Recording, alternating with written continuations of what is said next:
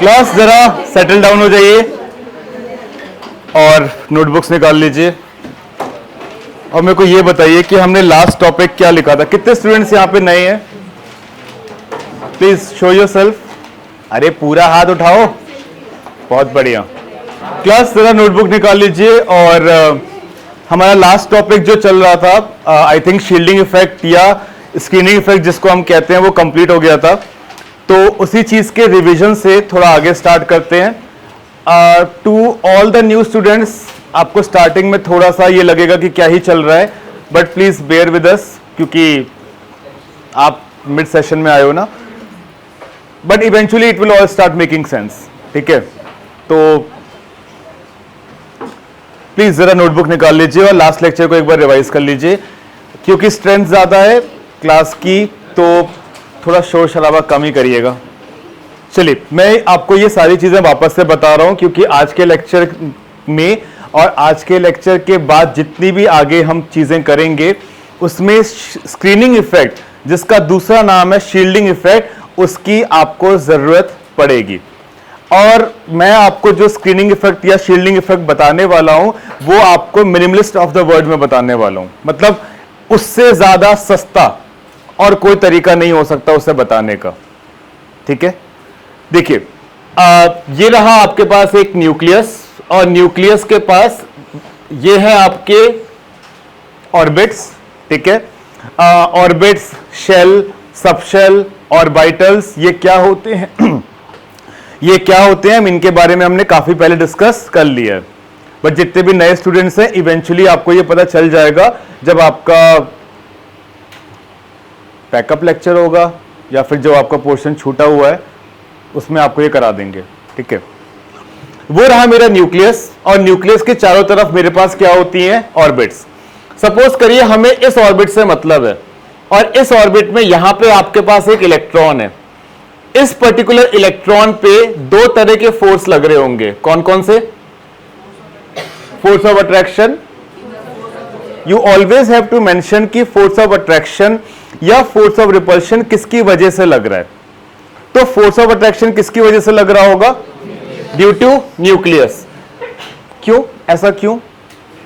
क्यों इस इलेक्ट्रॉन पे न्यूक्लियस का फोर्स ऑफ अट्रैक्शन लग रहा है? बिकॉज अपोजिटिवली चार्ज्ड है। ठीक है,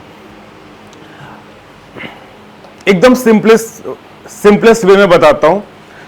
स्क्रीनिंग इफेक्ट या शील्डिंग, शील्ड क्या करता है? प्रोटेक्ट करता है। अगर आपके पास शील्ड है तो मैं आपको जो भी फेंक के मारूं आप उससे उसको ब्लॉक कर दोगे। प्लीज इस डेफिनेशन को याद रखिएगा क्योंकि अगर ये डेफिनेशन भी आपको याद रहती है कि शील्ड करता क्या है तो भी आप उसको ट्रांसलेट कर सकते हो कि शील्डिंग इफेक्ट क्या करता है। मतलब it's just a trick to understand the concept. It is not the actual concept but it is a trick and a smarter way to understand the concept. Shielding effect का एक simple सा मतलब यह है कि आपका न्यूक्लियस इस वाले इलेक्ट्रॉन पे कुछ फोर्स ऑफ अट्रैक्शन लगाएगा। Let's assume that number is 10। We can assume any number. ये जो नंबर मैंने एज्यूम किया है उसका वास्तविकता से कोई संबंध नहीं है, ये केवल एक इमेजिनरी नंबर है, just to give you an idea. आपका न्यूक्लियस इस पर्टिकुलर इस इलेक्ट्रॉन को हम बोलेंगे क्या? Valence electron. आपका न्यूक्लियस इस इलेक्ट्रॉन पे मतलब वैलेंस इलेक्ट्रॉन पे कितना फोर्स ऑफ अट्रैक्शन लगा रहा है? 10। लेकिन शील्डिंग इफेक्ट क्या होता है कि आपके जो इनर मोस्ट इलेक्ट्रॉन है, मतलब यहां पे जो आपके इनर मोस्ट इलेक्ट्रॉन होंगे वो आपके इस पर्टिकुलर फोर्स ऑफ अट्रैक्शन को ब्लॉक कर देंगे। तो इफेक्टिवली मेरे वैलेंस इलेक्ट्रॉन पे कितना न्यूक्लियस का फोर्स ऑफ अट्रैक्शन पहुंचना चाहिए था? 10। लेकिन ये कुछ ब्लॉक कर देंगे। लेट्स से कि इन्होंने 7 ब्लॉक कर दिया, तो इफेक्टिवली यहां पे कितना न्यूक्लियर फोर्स आएगा? 10 माइनस 7, 3। और यही होता है मेरा शील्डिंग इफेक्ट। शील्डिंग इफेक्ट का सिंपल सा मतलब यह है कि मेरे सामने यहां पे एक शील्ड है और आप सामने से कुछ फेंक रहे हो। आपने 100 पार्टिकल्स फेंके, लेकिन उसमें से मेरे पास केवल 10 आए, बाकी मैंने 90 क्या कर दिए, ब्लॉक कर दिया। ब्लॉक कर दिया मतलब शील्ड कर दिया। क्या ये बात समझ रहे हो आप?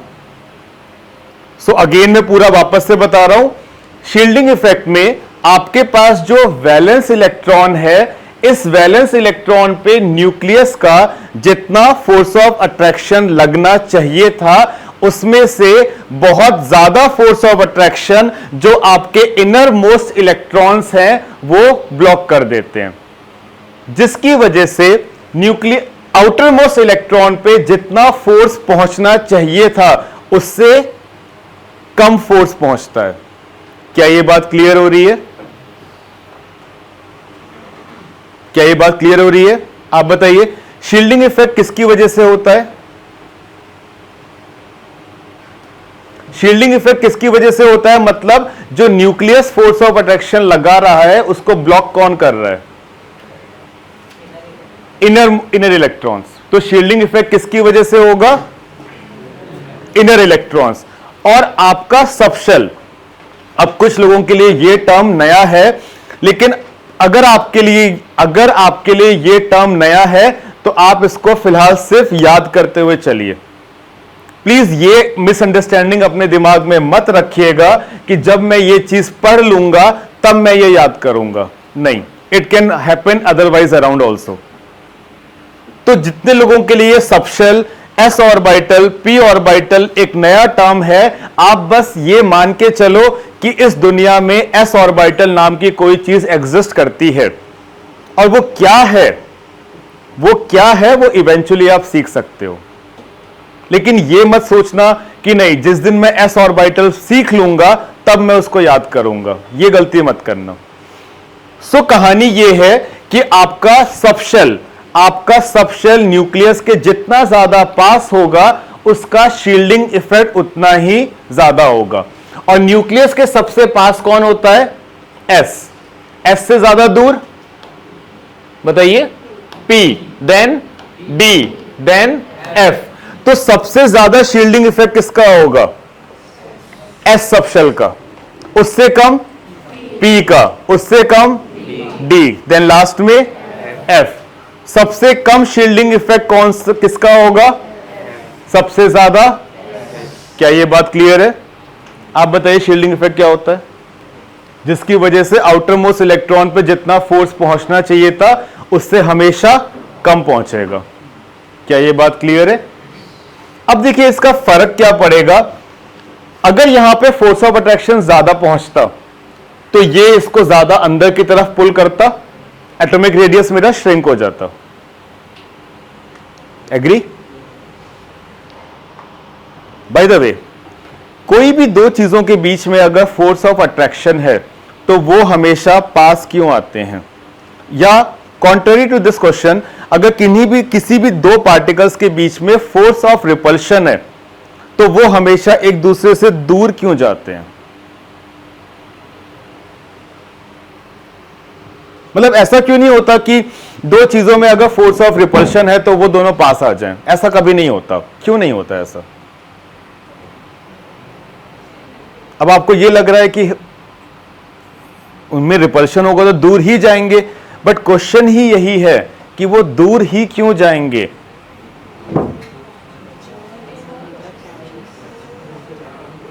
Please, I am not looking for the right answer, I am just looking कि आपका थॉट प्रोसेस क्या है। ठीक है, आप कुछ सोच पा रहे हो उससे रिलेटेड कि नहीं? This is what is more important. Anyone? आप बताइए, ब्रेक द रूल्स। ये तो मैंने क्वेश्चन में ही बोला, बिल्कुल सही, बट मैंने ये तो क्वेश्चन में ही बोला कि जिनका चार्ज सेम है वो दूर जा रहे हैं। क्वेश्चन ये है कि क्यों? पहला तो स्टेटमेंट मैंने खुद बताया कि हां वो दूर जा रहे हैं, लेकिन क्वेश्चन ये नहीं है कि वो कहां जा रहे हैं, क्वेश्चन ये है कि वो दूर ही क्यों जा रहे हैं।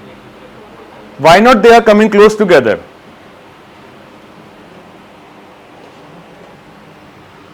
और ये बात सही है, आपका जिससे भी डिफरेंस होगा उससे आप दूर ही जाओगे, बट क्यों?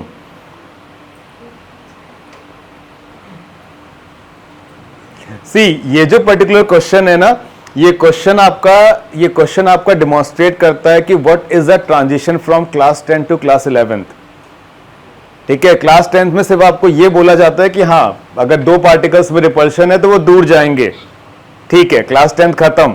अगर उसके आगे आप एक क्वेश्चन ऐड कर देते हो, क्यों, welcome to the class 11th and competitive exams. Anyone? Ma'am आप बताइए। वो मुझे पता है आपको नहीं पता, मैं बस चाह रहा हूं कि आप कुछ सोचो।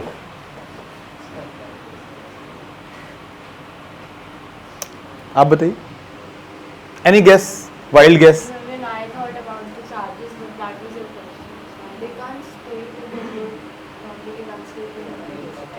देखें, हाँ एक नया वर्ड तो आया, unstable, very true.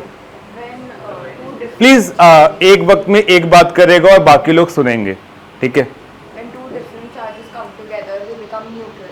That's why they can stay in the universe. And when two same charges get together, it creates something like +2 ऐसा कुछ, which cannot exist on its own. Okay, we are going to build up the story on the word जो आपने बोला, unstable. देखिए please दो चीजें हमेशा ध्यान में रखिएगा, ठीक है? दो चीजें, पहला, energy is inversely proportional to stability. पहला, energy is inversely proportional to stability. And दूसरा, कोई भी रिएक्शन अगर अपने आप होगा, अपने आप, तो वो हमेशा उसी डायरेक्शन में होगा जहां पे वो ज्यादा स्टेबल हो। अगर आप ये क्वेश्चन पूछोगे कि गर्म चाय अपने आप ठंडी क्यों होती है, तो उसका रीजन यही है, क्योंकि गर्म चाय के पास जो उसके पार्टिकल्स हैं उसके पास ज्यादा एनर्जी है। ज्यादा एनर्जी का मतलब कम स्टेबिलिटी। लेकिन इस पूरी दुनिया में हर एक चीज क्या होना चाहता है? स्टेबल। हर एक चीज, आप, मैं, पार्टिकल, इलेक्ट्रॉन, प्रोटॉन, न्यूट्रॉन, सन, हर कोई स्टेबल होना चाहता है। ये सन जो आपका इस वक्त चमक रहा है, ये उसके ड्यूटी का टाइम नहीं है। ये सन इसलिए चमक रहा है क्योंकि वहां पे हर एक वक्त हाइड्रोजन के दो पार्टिकल्स कंबाइन कर रहे हैं और एक हीलियम बन रहा है, और इस प्रोसेस में बहुत ज्यादा एनर्जी रिलीज होती है, और वो उस एनर्जी को रिलीज कर रहा है क्योंकि जब एनर्जी कम होगी तो स्टेबिलिटी ज्यादा होगी।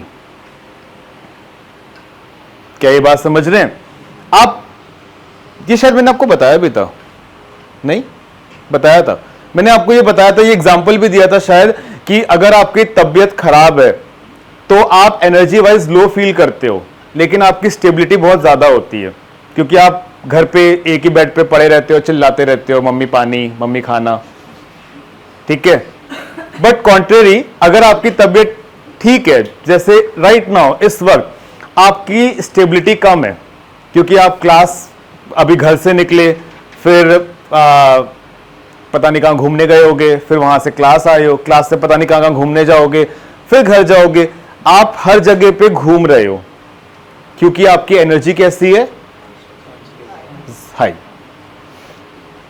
इसलिए जब आप दो पार्टिकल्स को जिनका चार्ज सेम है, जब आप दो पार्टिकल्स को साथ में लेकर आते हो तो उनकी एनर्जी, रिपल्शन की वजह से उनकी एनर्जी क्या होती है? बढ़ जाती है। और जब एनर्जी बढ़ जाती है तो उसको कम करने का तरीका क्या है? कि वो दूर चले जाएं, क्योंकि जब वो दूर चले जाएंगे तो उनकी एनर्जी क्या हो जाएगी? कम। और एनर्जी कम हो जाएगी तो एट द सेम टाइम क्या बढ़ जाएगा?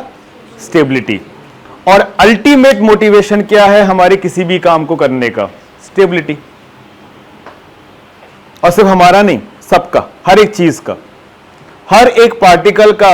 ये स्टाइलस अगर मैं ऊपर यहां से अगर हाथ हटा लूं तो ये नीचे ही गिरेगा। The very fundamental question physics asked, ये नीचे ही क्यों गिरता है? क्योंकि इस वक्त इस पर्टिकुलर हाइट पे इस स्टाइलस के पास एक एनर्जी है जिसको आप कहते हो potential energy due to height, mgh, और वो mgh की एनर्जी इसमें स्टोर्ड है। और जब आप इस पार्टिकल को ड्रॉप करोगे तो ये नीचे गिरेगा और वो अपनी mgh को कन्वर्ट करेगा काइनेटिक एनर्जी में और गिर के वो नीचे जमीन पे स्टेबल हो जाएगा। लेकिन ये स्टाइलस यहां पे ज्यादा एनर्जी है या नीचे होगा तब? तो ज्यादा एनर्जी मतलब अनस्टेबल, ज्यादा एनर्जी मतलब अनस्टेबल। तो ये यहां से अपने आप ऊपर क्यों नहीं गया? अपने आप नहीं गया, ये मैं कर रहा हूं ऊपर, इसको अपने आप ऊपर क्यों नहीं गया? क्योंकि ये ज्यादा, ये अनस्टेबल है, और ऊपर जाएगा तो और अनस्टेबल होगा। वाटरफॉल देखा है? वाटरफॉल में पानी नीचे ही क्यों गिरता है? बिकॉज वहां पे पानी के मॉलिक्यूल्स के पास पोटेंशियल एनर्जी है, वो नीचे गिरेंगे तो वो एनर्जी को काइनेटिक में कन्वर्ट करेंगे। अल्टीमेटली उससे होगा क्या? उनको क्या मिलेगा? स्टेबिलिटी। क्या आप ये बात समझ रहे हो? क्या ये बात क्लियर हो रही है? ठीक है। आप स्क्रीनिंग इफेक्ट वापस से बता दीजिए एक बार।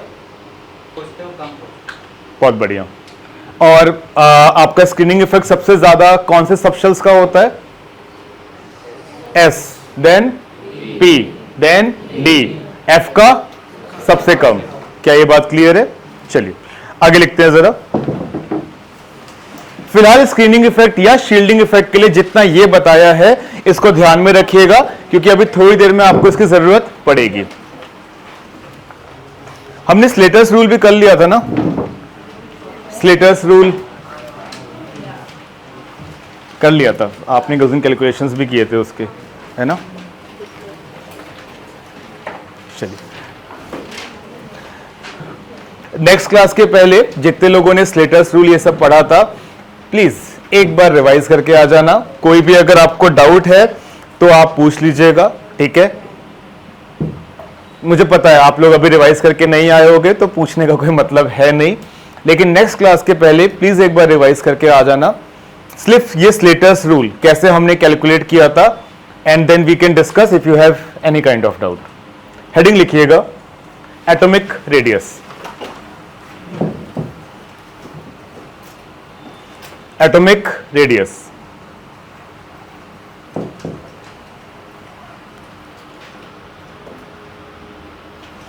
the average distance of valence shell electron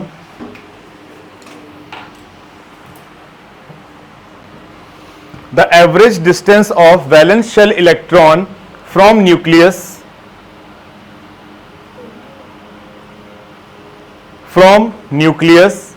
is called atomic radius.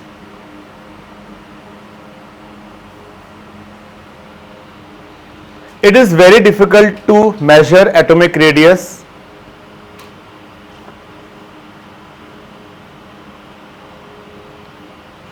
It is very difficult to measure atomic radius because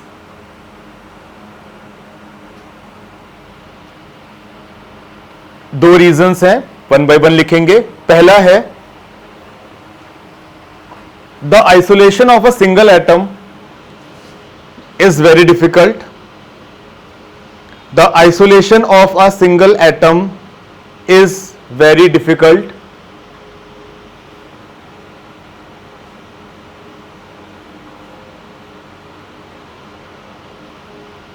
second, there is no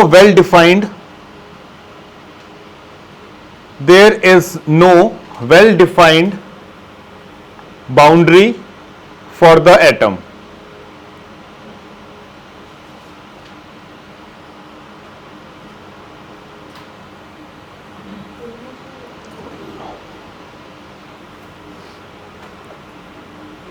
next line से लिखिएगा,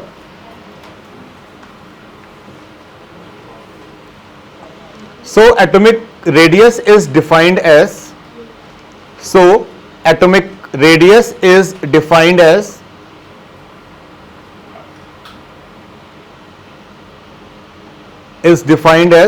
half the internuclear distance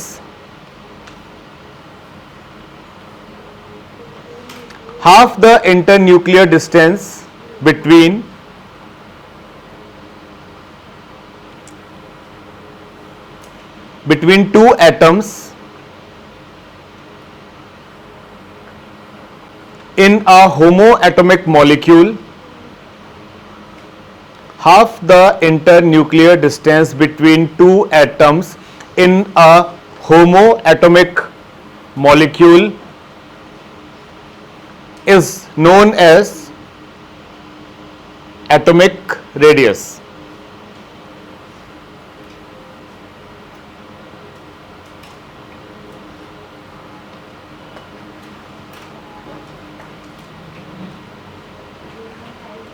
next line में लिखिएगा, based on chemical bonds, based on chemical bond,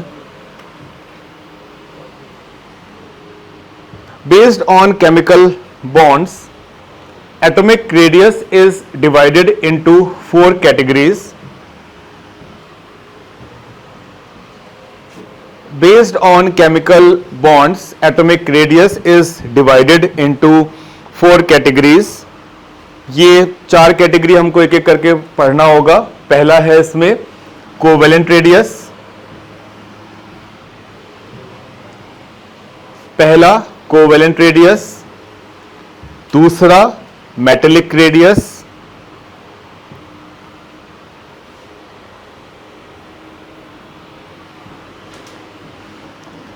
तीसरा van der Waals radius, VANDER,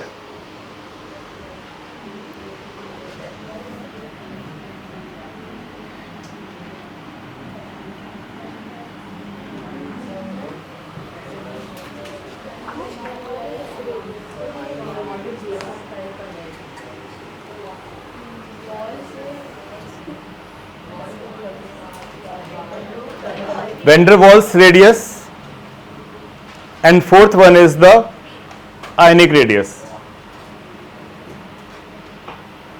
and fourth one is the ionic radius.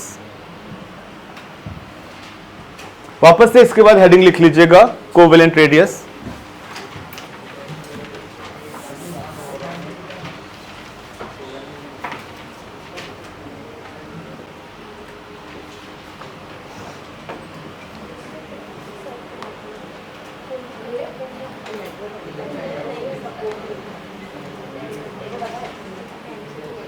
Covalent bond आपका कैसे बनता है?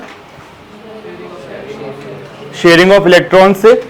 Ionic bond कैसे बनता है? ट्रांसफर ऑफ इलेक्ट्रॉन से. देखिए कोवेलेंट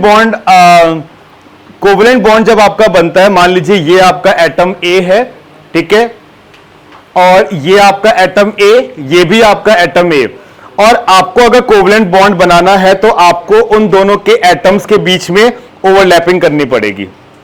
ये जो बीच का रीजन है ये ओवरलैपिंग है, और जब भी आपके एटम्स में ओवरलैपिंग होगी तो कौन सा बॉन्ड बनेगा? कोवेलेंट रेडियस, कोवेलेंट बॉन्ड बनेगा. तो कोवेलेंट रेडियस को आप मेजर कैसे करते हो? ये रहा मेरे पास कोई भी एटम ए और ये रहा मेरे पास कोई भी दूसरा एटम ए, दोनों सेम है. इसका मतलब ये पर्टिकुलर मॉलिक्यूल कैसा हो जाएगा? होमो डायटोमिक. अब इन दोनों के न्यूक्लियस के बीच में जितना डिस्टेंस है उसका जो हाफ होगा वही मेरा कोवेलेंट रेडियस हो जाएगा. तो अगर मुझे यहां पे कोवेलेंट रेडियस लिखना है तो वो हो जाएगा मेरा DAA/2. लेकिन अगर आप यहां पे ध्यान से सोचो तो बार बार मुझे ये बोलना पड़ रहा है कि आपका मॉलिक्यूल कैसा होना चाहिए? होमो डायटोमिक. क्योंकि अगर ये A है तो ये भी A होगा. जैसे कि फॉर एग्जांपल Cl2, क्लोरीन का मॉलिक्यूल. क्लोरीन का मॉलिक्यूल कैसे बना होगा? क्लोरीन का एक एटम, क्लोरीन का दूसरा एटम, और दोनों के बीच में क्या हो गया है? ओवरलैपिंग. दोनों के एटॉमिक ऑर्बिटल्स में क्या हो गई है? ओवरलैपिंग. क्या ये बात क्लियर है? और प्लीज इस ओवरलैपिंग पे ध्यान दीजिएगा, ठीक है. क्यों होमो डायटोमिक होना चाहिए? हेट्रो क्यों नहीं हो सकता? ये हेट्रो होगा तो क्या प्रॉब्लम हो सकती है? अगर ये एक क्लोरीन और क्लोरीन की जगह, मतलब क्लोरीन सिंगल बॉन्ड क्लोरीन की जगह अगर ये हाइड्रोजन सिंगल बॉन्ड क्लोरीन होता तो फिर हमारे पास क्या एक नई प्रॉब्लम आ जाती? बिल्कुल, दोनों का साइज डिफरेंस होता है एक तो। और कोई प्रॉब्लम? पोलराइजेशन की वजह से इलेक्ट्रॉन क्लाउड शिफ्ट हो जाता, वो भी सही है। पोलराइजेशन क्यों होता है? डिफरेंस इन, थोड़ा सा आप क्लोज पहुंच रहे हो। डिफरेंस इन, आप जो बता रहे हो बिल्कुल सही है। डिफरेंस इन नहीं, डिफरेंस इन चार्ज नहीं, डिफरेंस इन, आपने मोस्ट प्रोबेबली ये टर्म सुना होगा, इलेक्ट्रोनेगेटिविटी। इलेक्ट्रोनेगेटिविटी, और यहां पे जो चार्ज क्रिएट होगा, मतलब पोल्स क्रिएट होंगे, यहां पे कैसा चार्ज क्रिएट होगा? Partial plus partial minus. और ये जो चार्ज क्रिएट हुआ है that is due to difference in electronegativity. किसकी इलेक्ट्रोनेगेटिविटी ज्यादा होती है? क्लोरीन की। इन दोनों में क्लोरीन की ज्यादा है। तो क्लोरीन क्या करेगा? क्लोरीन हाइड्रोजन के इलेक्ट्रॉन क्लाउड को, ध्यान से समझिएगा, इलेक्ट्रॉन को नहीं, इलेक्ट्रॉन क्लाउड को अपनी तरफ खींच लेगा। दोनों में डिफरेंस एक चीज है, देख, क्या आप यहां पे चार्ज में डिफरेंस देख रहे हो? क्या डिफरेंस है? वहां पार्शियल प्लस है, यहां पार्शियल माइनस है, यहां प्लस और माइनस है। क्यों ऐसा है?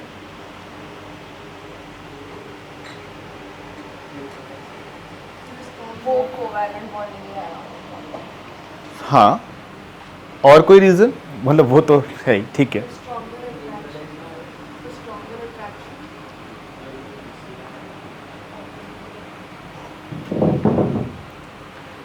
इस पर्टिकुलर रीजन में आपका इलेक्ट्रॉन, यहां पे आपका इलेक्ट्रॉन पूरा ट्रांसफर हो चुका है, ठीक है। वहां पे आपका इलेक्ट्रॉन क्लाउड केवल शिफ्ट हुआ है। मैंने आपको मैगी का एग्जांपल दिया था शायद। मैगी आप बना रहे हो अपने छोटे भाई बहन के साथ,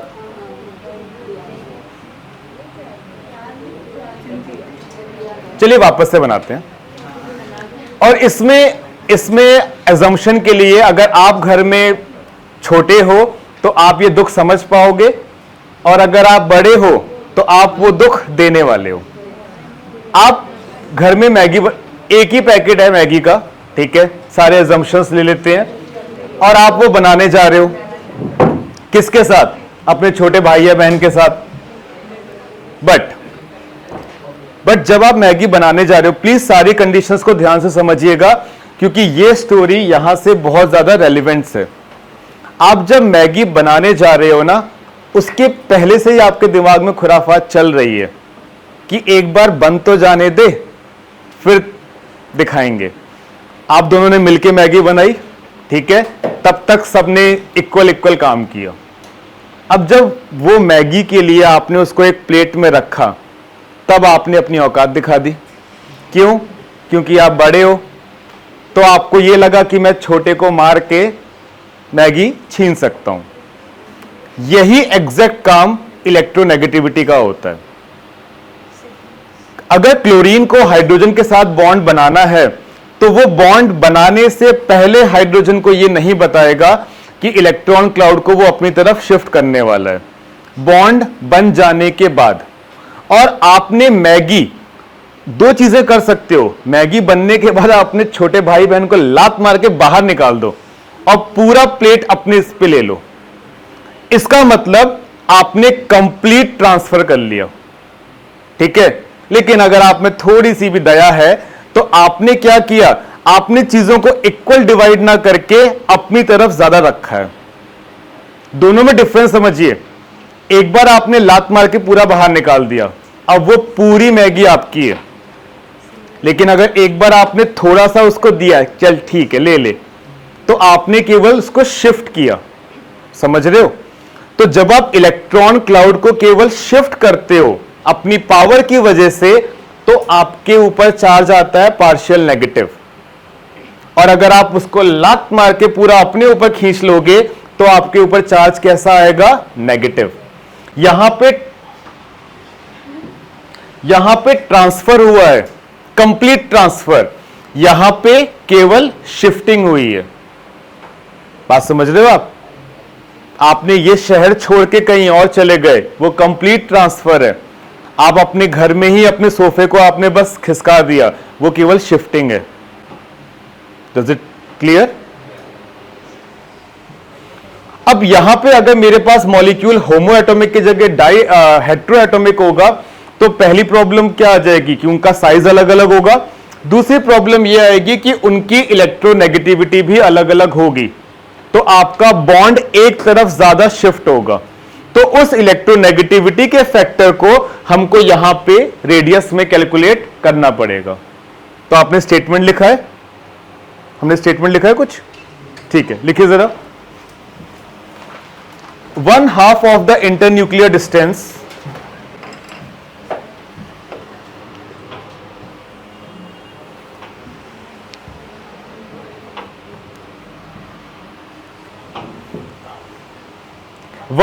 of the internuclear distance between the two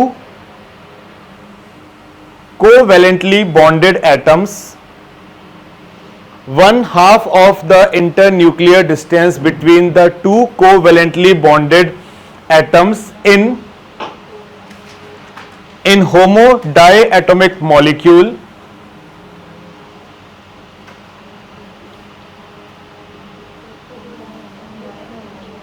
one-half of the internuclear distance between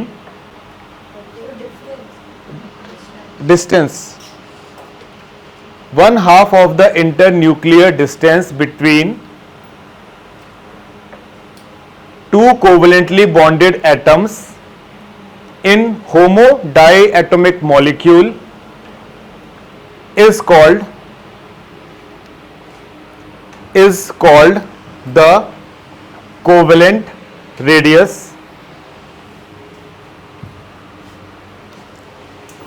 of that atom, is called the covalent radius of that atom.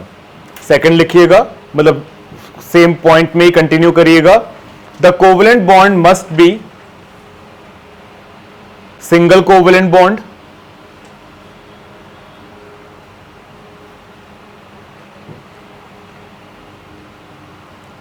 the covalent bond must be single covalent bond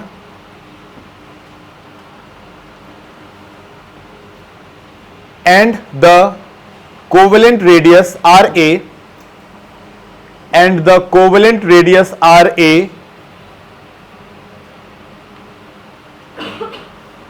and the covalent radius RA equals to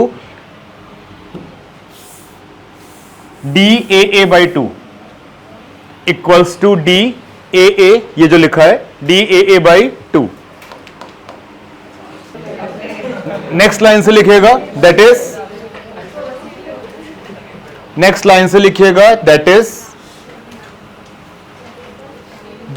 the distance between, that is the distance between nuclei of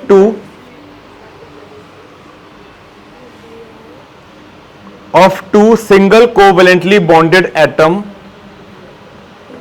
okay, that is the distance between nuclei of two single covalently bonded atoms in a single covalently bonded atoms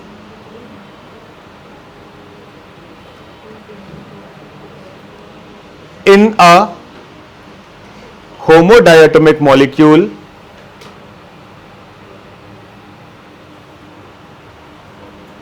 is equal to the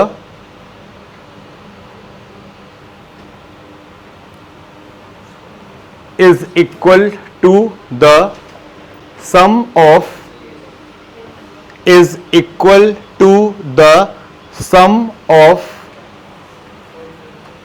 covalent radii of both the atoms.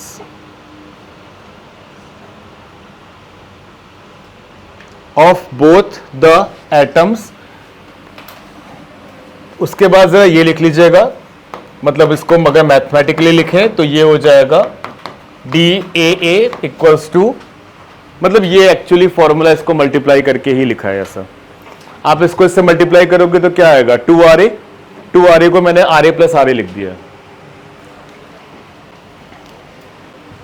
मतलब इन दोनों के बीच में ये जो distance है आपका, इन दोनों के न्यूक्लियस के बीच का ये जो डिस्टेंस है, ये डिस्टेंस कितना है आपका, ये डिस्टेंस है आपका DAA, और इस डिस्टेंस का जो हाफ हो जाएगा मतलब ये क्या हो जाएगा आपका RA।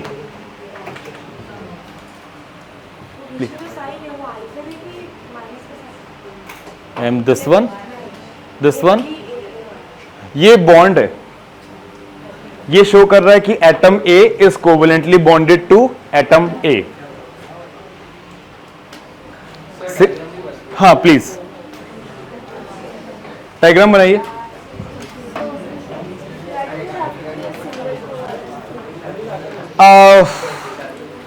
देखिए पहली चीज ये समझिए कि ये मेजरमेंट का तरीका है, ठीक है, ये हमारे डेफिनेशन का है। अगर वहां पे डबल बॉन्ड होगा ना तो सिंगल में आपकी ओवरलैपिंग इतनी होती है, डबल में ओवरलैपिंग और ज्यादा होती है, ट्रिपल में ओवरलैपिंग और ज्यादा होती है। तो हमने ये डिसाइड किया है कि जब हम कोवेलेंट रेडियस नापेंगे तो सिंगल में ही नापेंगे। जैसे carbon makes a single bond with carbon, it can also make a double bond with another carbon, can also make a triple bond with another carbon, but we have decided कि जब हम covalent radius नापना है तो हम single में नापेंगे, क्योंकि उस वक्त देखिए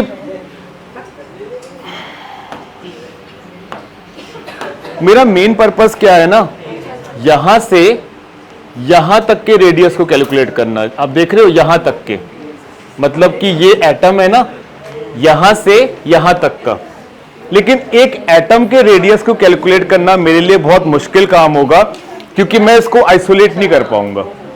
तो we are trying to get very close to that particular radius.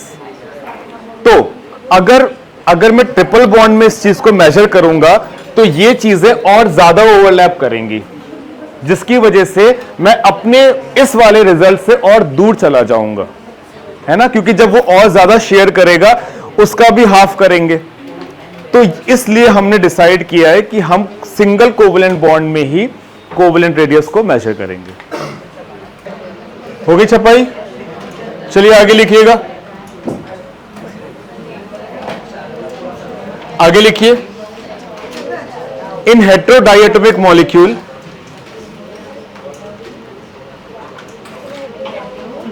in heterodiatomic molecule AB, in heterodiatomic molecule AB, मतलब यहां पे AA था ना, वहां पे AB है। The experimental value of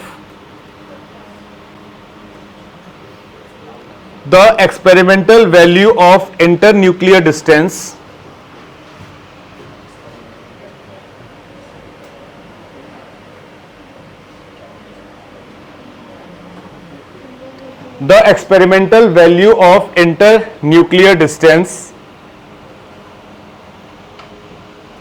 DAB पता है ना कैसे लिखना है, D सुपरस्क्रिप्ट में AB, जैसे AA लिखा था आपने, हाँ। The experimental value of internuclear distance DAB is less than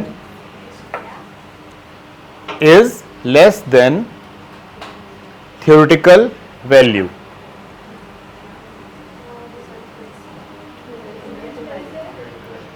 Is less than theoretical value.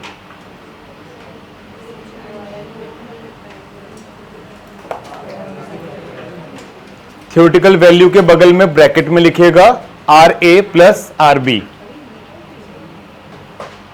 Theoretical value के बगल में लिखिएगा RA प्लस RB।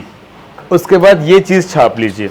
देखिए क्लास, इधर देखिए, ये है आपका हेटेरोएटॉमिक मॉलिक्यूल, क्योंकि यहां पे एटम A और एटम B है। एटम A और एटम B के इलेक्ट्रोनेगेटिविटी में डिफरेंस है। तो हमने उन दोनों के एटम के, जैसे मान लीजिए ये एटम ए है, ये एटम बी है, इन दोनों के न्यूक्लियस का जो डिस्टेंस है, ये ए ये बी, इन दोनों के न्यूक्लियस का जो डिस्टेंस है ये हो गया मेरा डी ए बी। ठीक है, और यहां पे जो आपका R A plus R B है, देखिए यहां से यहां तक का जो डिस्टेंस है वो रेडियस आर ए होगा, और यहां से यहां तक का जो डिस्टेंस है वो आपका आर बी होगा। तो आपका इंटरन्यूक्लियर डिस्टेंस वैसे क्या आना चाहिए था, R A plus R B, और R A plus R B आपका थ्योरेटिकल वैल्यू है, लेकिन जो आपकी प्रैक्टिकल वैल्यू आएगी वो हमेशा 0.09 डेल्टा एक्स से कम हो जाएगी। और यही स्टेटमेंट आपने लिखा भी है, क्या लिखा है, the practical value will always be less than theoretical value. Theoretical value को आपने क्या डिफाइन किया है, R A plus R B, तो वो हमेशा कितने से कम हो जाएगा, -0.9 delta X. And what is delta X, delta X is the difference of electronegativity between the atoms A and B. अब ये एग्जैक्टली नंबर ऐसा ही क्यों आया उससे हमें कोई मतलब नहीं, कोई ना कोई रीजन होगा, कोई ना कोई एजम्पशन शोमेकर और स्टीवेंसन ने लिया होगा, बट हमें उससे मतलब उतना है नहीं। ठीक है, तो छापिए, ये कौन सा डिस्टेंस है, ये प्रैक्टिकल है, ये कौन सा है, थ्योरेटिकल, और आपका जो एक्चुअल रेडियस होगा वो इस डिस्टेंस का भी हाफ होगा। ठीक है, नहीं चमका ना,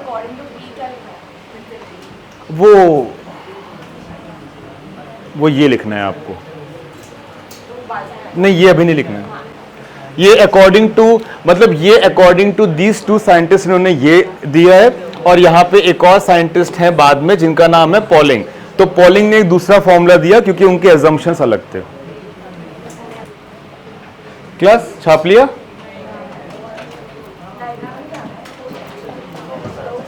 अगर आप समझ गए हो कि क्या चल रहा है तो फिर it's okay, that is for your understanding purpose.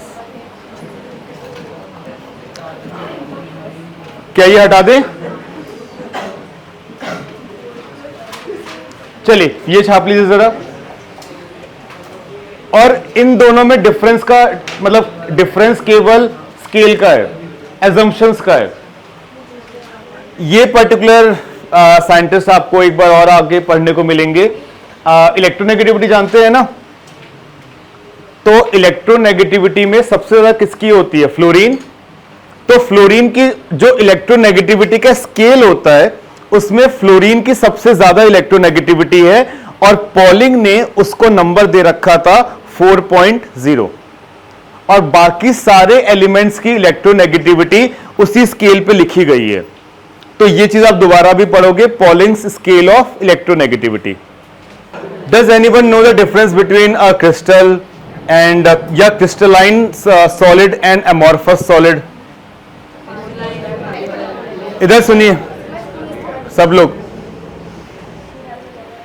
आपके पास सॉलिड ना दो तरीके से होते हैं, एक होता है आपका क्रिस्टलाइन सॉलिड, दूसरा होता है आपका अमॉर्फस सॉलिड।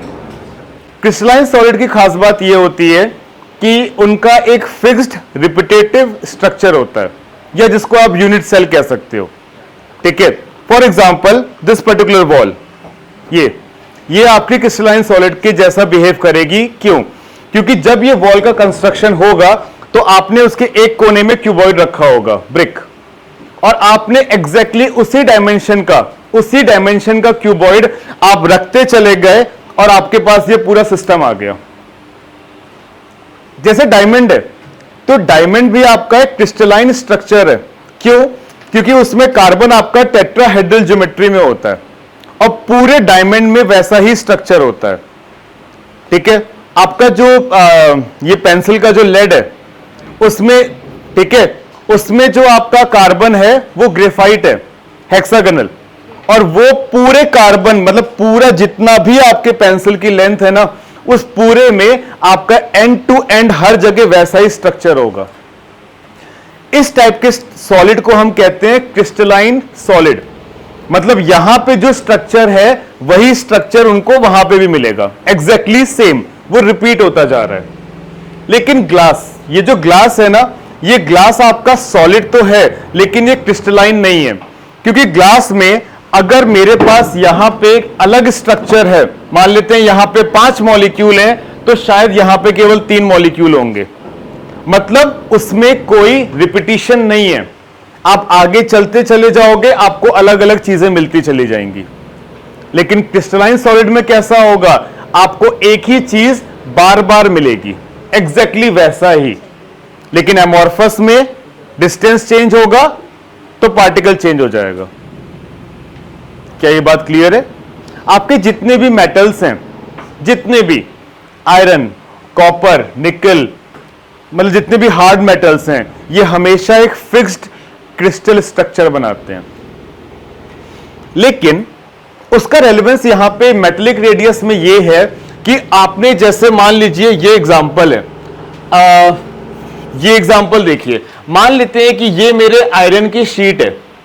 आयरन की शीट में एटम्स होंगे आयरन के, और आयरन के एटम्स कैसे होंगे, क्या ये एटम्स आपके पास पास होंगे या ओवरलैप कर रहे होंगे? क्या ये दोनों atom, atom A and atom B, let's call them, क्या ये दोनों एटम्स आपके ओवरलैप करेंगे या एक दूसरे को केवल टच कर रहे होंगे? केवल टच कर रहे होंगे, क्योंकि अगर ये ओवरलैप करेंगे तो ये बना लेंगे कोवलेंट बॉन्ड, जो कि यहां पे पॉसिबल नहीं है। क्या आप ये बात समझ रहे हो? तो यही इन दोनों के न्यूक्लियस के जो डिस्टेंस का हाफ है, यही मेरा मेटेलिक रेडियस हो जाता है। अब मुझे जरा ये बताइए कि इन जनरल आपका मेटेलिक रेडियस और कोवलेंट रेडियस में से ज्यादा बड़ा कौन होगा? मेटेलिक रेडियस ज्यादा होगा, क्योंकि अगर यही एटम्स मेरे कोवलेंट में होते तो ये ओवरलैप कर जाते, और ओवरलैप करते तो थोड़ा सा डिस्टेंस आपका क्या हो जाता, कम हो जाता। लेकिन यहां पे ये ओवरलैप नहीं कर रहे हैं। क्या ये बात समझ रहे हो? और यही जो आपका डिस्टेंस है यहां पे, इसी डिस्टेंस को आप क्या कहते हो? Metallic radius. चलिए तो जरा इसकी डेफिनेशन लिख लेते हैं। Metal atoms are assumed to be, metal atoms are assumed to be closely packed spheres. Metal atoms are assumed to be closely packed spheres in the closely packed spheres in the metallic crystal.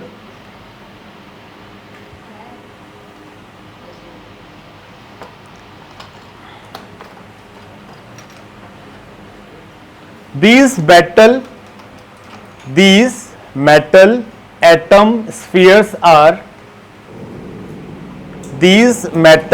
atom spheres are considered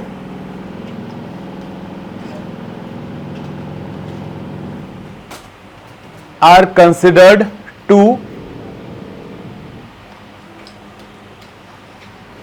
touch one another in the crystal.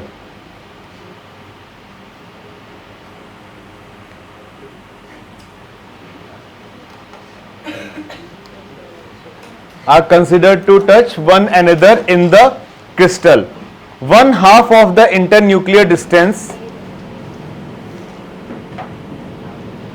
one half of the internuclear distance between the two closest metal atoms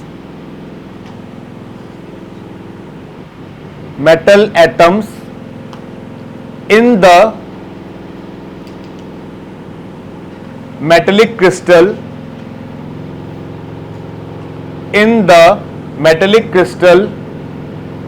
is called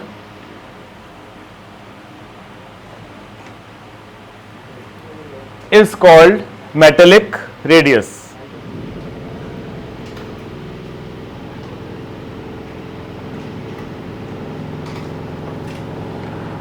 metallic radius और covalent radius में से ज्यादा कौन होगा हमेशा?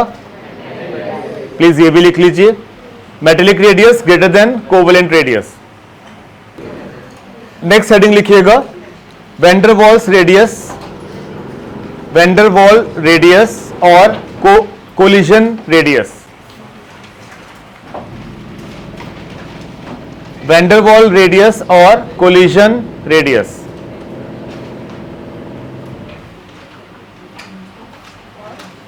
Collision radius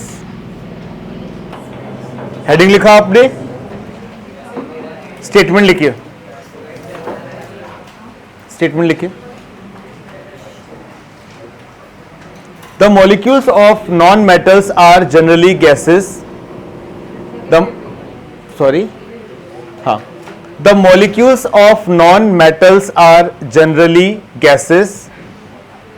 The molecules of non-metals are generally gases.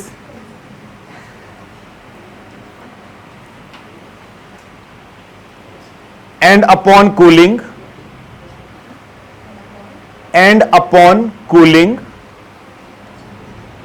the gaseous state changes to solid state. ये particular statement मैंने आपको इसलिए लिखवाया है ताकि अगर आपसे कभी भी ये क्वेश्चन पूछा जाए कि किसी भी गैस का वैन डर वाल रेडियस क्या होगा गैसियस स्टेट में, तो आप ये कह सकते हो कि ये स्टेटमेंट गलत है. अगर आपको वैन डर वाल रेडियस कैलकुलेट करना है तो सबसे पहले आपको उस गैसियस स्टेट से उसको सॉलिड स्टेट में कन्वर्ट करना पड़ेगा. अगर आप अपने गैस को सॉलिड स्टेट में कन्वर्ट नहीं कर पाए तो आप उसके वैन डर वाल रेडियस के बारे में बात नहीं कर सकते.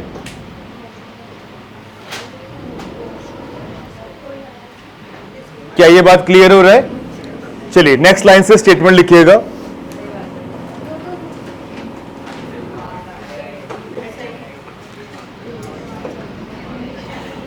In the solid state, in the solid state,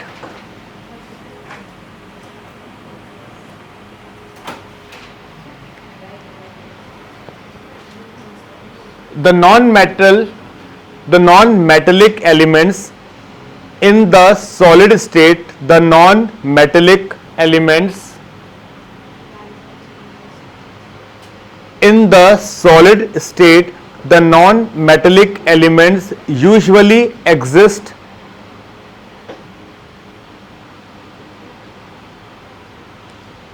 as aggregator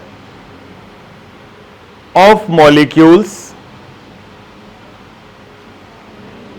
as aggregators of molecules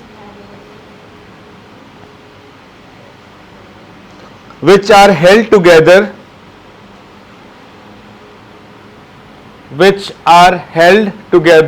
by van der Waal forces.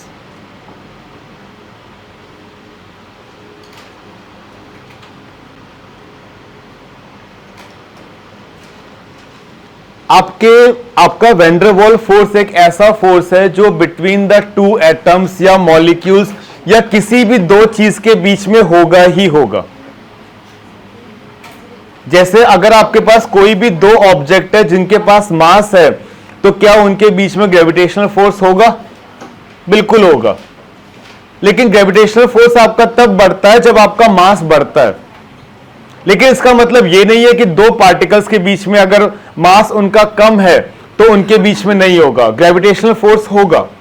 बिल्कुल वैसे ही आपका वैन डर वाल फोर्स भी है. आपके दो एटम्स या मॉलिक्यूल्स के बीच में कोई फोर्स हो चाहे ना हो, वैन डर वाल फोर्स आपका जरूर होगा. और सबसे वीकेस्ट फोर्स होता है ये. सबसे ज्यादा स्ट्रॉन्ग आयनिक, देन हो गया आपका covalent, then hydrogen bonding, and सबसे लास्ट में होता है आपका वैन डर वाल फोर्स. आगे लिखिए फिर. 1/2 of the distance 1/2 of the distance between 1/2 of the distance between the nuclei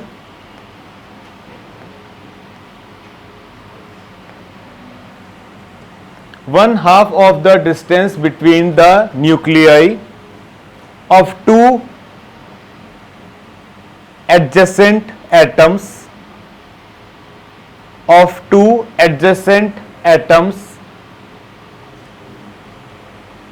belonging to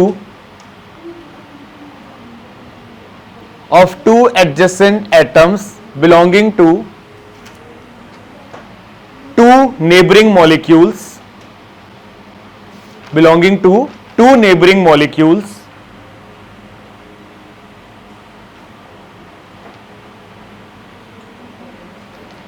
of a compound belonging to two neighboring molecules of a compound in the solid state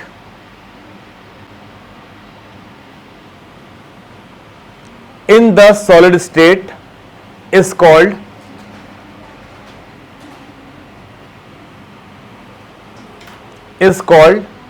van der Waal radius.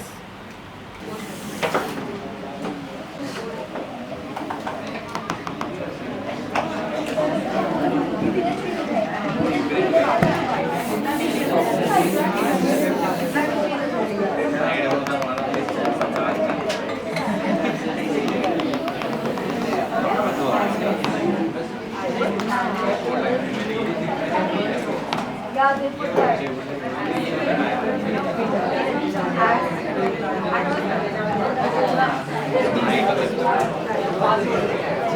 Class statement पढ़िए,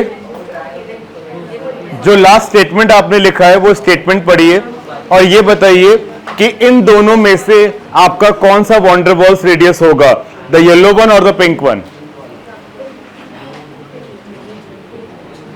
पहले एक बार statement पढ़ लीजिए। देखिए पहली चीज तो von der Waals radius आप दो एडजेसेंट मॉलिक्यूल्स के बीच में फाइंड करते हो, टू एडजेसेंट नियरेस्ट, ठीक है, और उनमें भी एक एटम मतलब इस मॉलिक्यूल का ये जो एटम है इसका न्यूक्लियस और इस मॉलिक्यूल का ये जो एटम है इसके न्यूक्लियस के बीच का डिस्टेंस, और वो नियरेस्ट होना चाहिए, ये नहीं होगा तो आपका वॉन डेर वाल रेडियस होगा क्या, मतलब ये जो डिस्टेंस है इस डिस्टेंस का हाफ, क्योंकि वो हमेशा half of the internuclear distance होगा ना।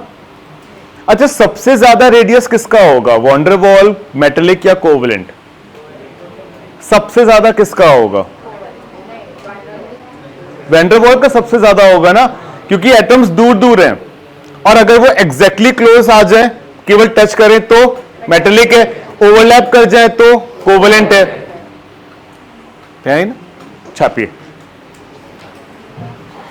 ये डायग्राम बना के प्लीज ये नीचे लिख लीजिएगा, van der Waals radius more than metallic radius and that is more than covalent radius.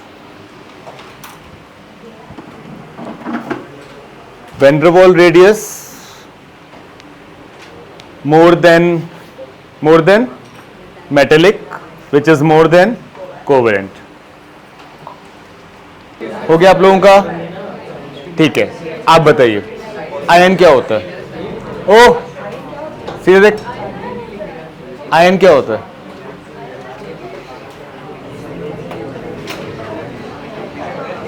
क्या होता है आयन?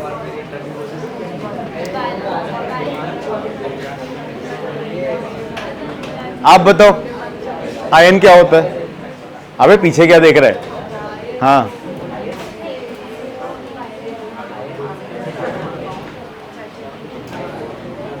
आप बताओ आयन क्या होता है?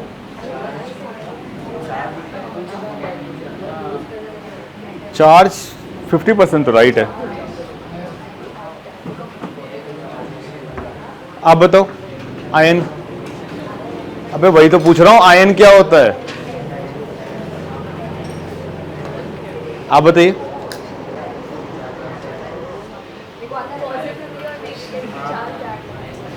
पॉजिटिवली और नेगेटिवली चार्ज्ड पार्टिकल क्या होता है? जोर से। पॉजिटिवली चार्ज से कोई दुश्मनी है? आयंस आपके देखिए दो तरह के आपके आयंस होते हैं, कैटायन और anion. Cations are positively charge and anions are negatively charge. यहां तक बात क्लियर है? कैटायन कैसे बनता है आपका? इलेक्ट्रॉन को एक्सेप्ट करके, है ना? रॉन्ग। हाँ मैम तो सुनिए। कैटायन कैसे बनता है? इलेक्ट्रॉन को डोनेट करके। यार क्लास ऐसा है ना, सुनो, बाकी दिन तो मैं आपको टॉलरेट कर भी लूंगा, ये जो आप बात कर रहे हो आज नहीं हो पा रहा है क्योंकि वो वैसे ही ऊपर वाला परेशान कर रहा है। ठीक है, बहुत बढ़िया, बिल्कुल सही बात है। क्योंकि मुझे ऐसा लगता है कि वो चीज करवाना फिर भी ज्यादा आसान है मेरे लिए कंपेयर टू दिस। किसी भी सिस्टम से, किसी भी एटम से जब आप एक इलेक्ट्रॉन निकाल लेते हो, अरे मैडम प्लीज, आपकी वजह से भी क्लास को रोक सकते हैं, ऐसा कुछ नहीं है ना? किसी भी सिस्टम से अगर इलेक्ट्रॉन आप बाहर निकालोगे तो उस पे पॉजिटिव चार्ज ही क्यों आता है? आता है ये आपको पता है, क्वेश्चन वो नहीं है। क्वेश्चन ये है कि पॉजिटिव चार्ज ही क्यों आता है?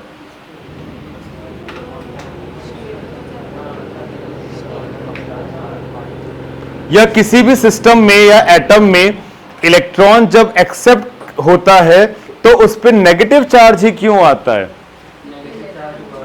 And in case of cation,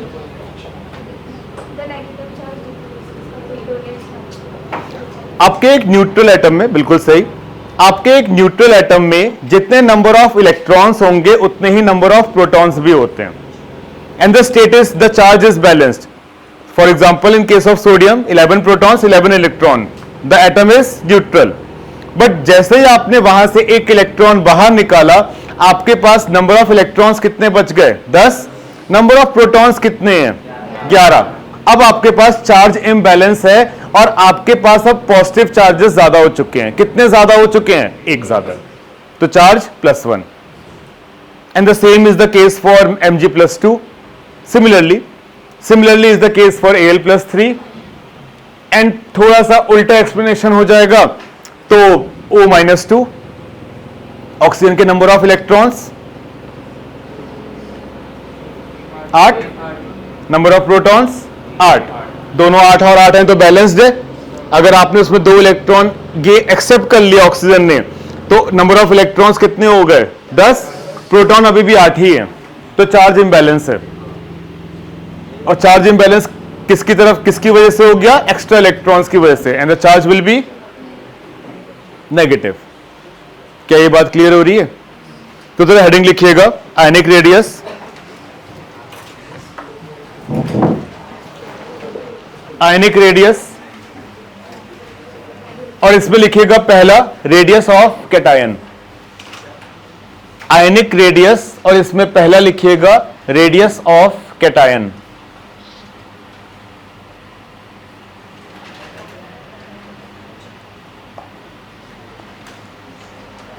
statement, radius of cation, radius of cation is smaller than, radius of cation is smaller than corresponding atom. Radius of cation is smaller than corresponding atom. क्यों? Na+ का atomic size Na से हमेशा छोटा ही होगा। क्यों?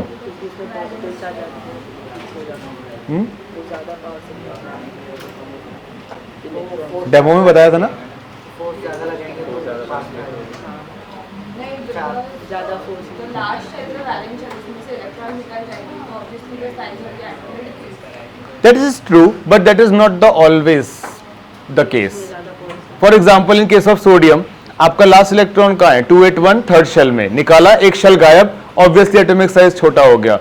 But अगर मैं oxygen से एक इलेक्ट्रॉन निकालूं तो मेरा शेल गायब नहीं होगा, लेकिन फिर भी एटॉमिक साइज कम ही हो जाएगा। और जो इसने बताया, यस, आपका इफेक्टिव न्यूक्लियर चार्ज बढ़ जाएगा ना। देखिए एक सिंपल सी कहानी कुछ ऐसी है कि अगर आपके पास सोडियम न्यूट्रल स्टेट में है तो 11 प्रोटॉन मिलके 11 इलेक्ट्रॉन्स को खींच रहे हैं ना अपनी तरफ, क्योंकि फोर्स ऑफ अट्रैक्शन लग रहा है। लेकिन अगर आपने एक इलेक्ट्रॉन कम कर दिया तो अब आपके 11 प्रोटॉन मिलके कितने को खींच रहे हैं, 10 को। तो आपका जो फोर्स ऑफ अट्रैक्शन है ऑन ईच इलेक्ट्रॉन थोड़ा सा इंक्रीज हो गया ना, जिसकी वजह से एटॉमिक साइज क्या हो जाएगा, श्रिंक हो जाएगा। इसका उल्टा कर दो, एनायन के लिए ऑक्सीजन 8 प्रोटॉन मिलके 8 इलेक्ट्रॉन्स को खींच रहे हैं तो न्यूट्रल है, लेकिन आपने 2 इलेक्ट्रॉन ऐड कर दिया तो कितने हो गए, 10। अब 8 इलेक्ट्रॉन 10 को खींचेंगे तो पर इलेक्ट्रॉन जो न्यूक्लियस का फोर्स है वो थोड़ा कम हो गया ना, तो आपका एटॉमिक साइज क्या हो जाएगा, बढ़ जाएगा। तो आपने क्या लिखा है हेडिंग में, आयनिक रेडियस लिखा है, फिर उसके बाद लिखा होगा रेडियस ऑफ कैटायन, स्टेटमेंट लिखा है, उसके नीचे लिखिए रीजन। 2 रीजन है इसके। Reason, during the formation of cation, during the formation of cation, either one shell is removed,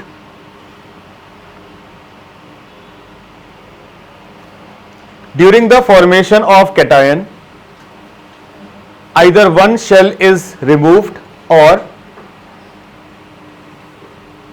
second point, after removing an electron, second point, after removing an electron,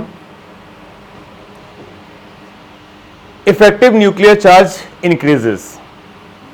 After removing an electron, effective nuclear charge increases.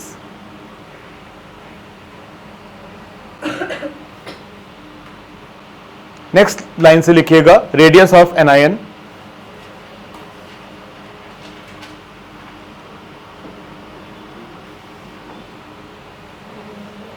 radius of anion is always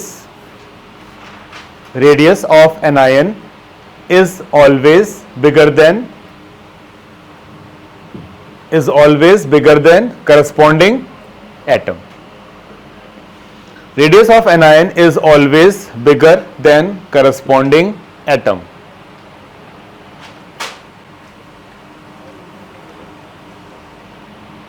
फिर उसके बाद reason लिखिएगा।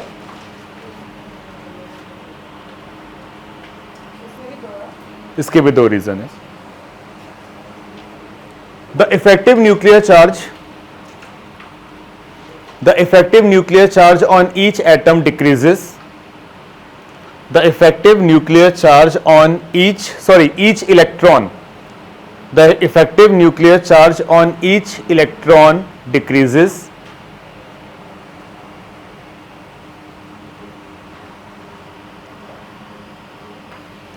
Second reason लिखिएगा, inter electronic repulsion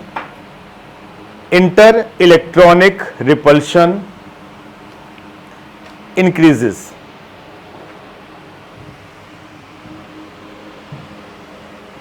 inter electronic repulsion increases. और ये बात सही भी है। ऑक्सीजन का इलेक्ट्रॉनिक कॉन्फ़िगरेशन क्या होता है, ये वाला सुनाई नहीं देता मेरे को, 1s2 2s2 2p4 ना 2p4। और जब आप उसमें 2 इलेक्ट्रॉन्स को ऐड करोगे तो वो 2 इलेक्ट्रॉन्स भी आपके कहां पर आएंगे, 2p में ही आएंगे ना, वो 2p4 से 2p6 हो जाएगा। कहने का मतलब कि आपका जो नेक्स्ट 2 इलेक्ट्रॉन है ऑक्सीजन में वो सेकंड ऑर्बिट में ही आएंगे। अब इलेक्ट्रॉन के बीच में क्या होगा, रिपल्शन होगा तो एनर्जी बढ़ेगी, और एनर्जी बढ़ेगी तो मॉलिक्यूल्स कैसे जाएंगे, दूर। और मैंने आपको यह भी बताया कि रिपल्शन होता है तो चीजें दूर क्यों जाती हैं, क्योंकि उनका अल्टीमेट गोल क्या है, अपनी एनर्जी को मिनिमम करना। और एनर्जी मिनिमम तब होगी जब उनके बीच का डिस्टेंस कैसा होगा, मैक्सिमम। और एनर्जी मिनिमम क्यों करनी है उनको, because energy is inversely proportional to stability. और हर एक रिएक्शन का ड्राइविंग फोर्स क्या होता है, टू अचीव द स्टेबिलिटी। हर एक रिएक्शन का, कोई भी रिएक्शन हो। क्या ये बात क्लियर हो रही है? ठीक है, नेक्स्ट हेडिंग लिखिएगा जरा, फैक्टर्स अफेक्टिंग एटॉमिक रेडियस।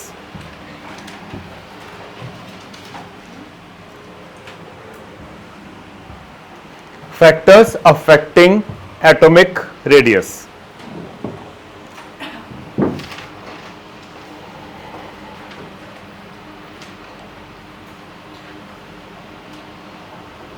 आप बताइए, एटॉमिक रेडियस का इफेक्टिव न्यूक्लियर चार्ज के साथ कैसा रिलेशन होगा, डायरेक्टली प्रोपोर्शनल या इनडायरेक्टली प्रोपोर्शनल? डायरेक्टली प्रोपोर्शनल या inversely proportional, sorry. Atomic radius का इफेक्टिव न्यूक्लियर चार्ज के साथ कैसा रिलेशन होगा, डायरेक्टली प्रोपोर्शनल या इनवर्सली प्रोपोर्शनल?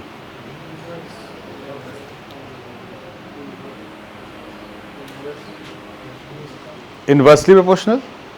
क्यों? तो क्या मत मारो।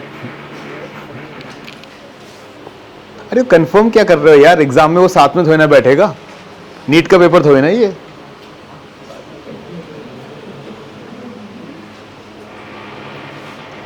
बताइए, आप बताओ मैम। एटॉमिक रेडियस का आप एक सिमुलेशन रन कर सकते हो ना, आप एक सिमुलेशन रन कर सकते हो ना कि अगर मेरा इफेक्टिव न्यूक्लियर चार्ज बढ़ेगा तो एटॉमिक रेडियस क्या होगा, कम होगा। एटॉमिक रेडियस कम होगा तो इसका मतलब इफेक्टिव न्यूक्लियर चार्ज बढ़ रहा है, एटॉमिक रेडियस कम हो रहा है, इसका मतलब दोनों के बीच में रिलेशन कैसा हो गया, इनवर्सली प्रोपोर्शनल, है कि नहीं? और एक्चुअली जब आप लेफ्ट टू राइट जाते हो तो यही तो होता है, आप लेफ्ट टू राइट जाते हो एटॉमिक साइज श्रिंक करता है। क्यों? क्योंकि आप जो एक्स्ट्रा इलेक्ट्रॉन ऐड करते हो वो सेम शेल में ऐड करते हो, जिसकी वजह से आपका इफेक्टिव न्यूक्लियर चार्ज बढ़ता है, तो एटॉमिक साइज क्या होता चला जाता है, श्रिंक। तो लिख लीजिए जरा, atomic radius is inversely proportional to effective nuclear charge, या जेड इफेक्टिव लिख लीजिए बस। Atomic radius is inversely proportional, और आपको ये लिखना नहीं है इनवर्सली प्रोपोर्शनल, वो बना लो। कितने लोगों ने लिखा है? बहुत बढ़िया। Atomic radius is inversely proportional to Z effective, हो गया, लिख लिया बस।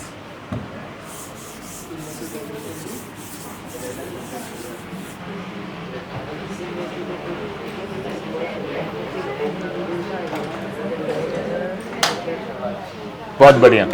आप बताइए, एटॉमिक रेडियस का स्क्रीनिंग इफेक्ट के साथ कैसा रिलेशन होगा? अगला क्वेश्चन इससे पूछूंगा, टेंशन मत लो। एटॉमिक रेडियस का स्क्रीनिंग इफेक्ट के साथ कैसा रिलेशन होगा? मतलब कि स्क्रीनिंग इफेक्ट के साथ डायरेक्टली प्रोपोर्शनल या इनवर्सली प्रोपोर्शनल? ओ शांत हो जा भाई, बताइए क्यों? बिल्कुल सही, क्यों?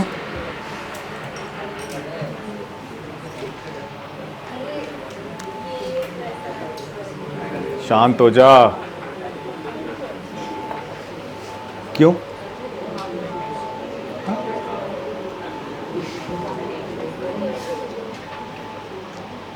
एटॉमिक रेडियस का स्क्रीनिंग इफेक्ट के साथ कैसा रिलेशन होगा, डायरेक्टली प्रोपोर्शनल या इनवर्सली प्रोपोर्शनल? अब देखो वैसे ही दो ही ऑप्शन है, तो best of the best scenario में 50% चांस तो है ही तुक्का मारने के, but reason is more important. हाँ, इनवर्सली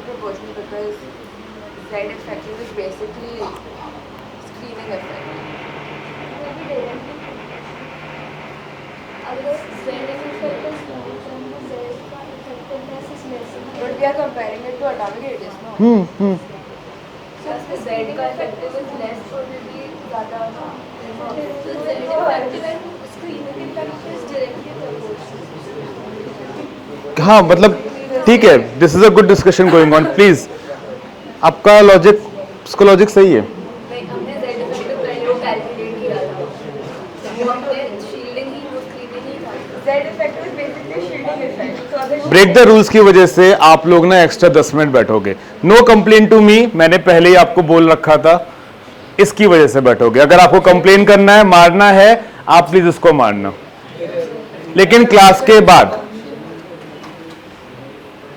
ठीक है. और मैं क्या कर रहा हूं?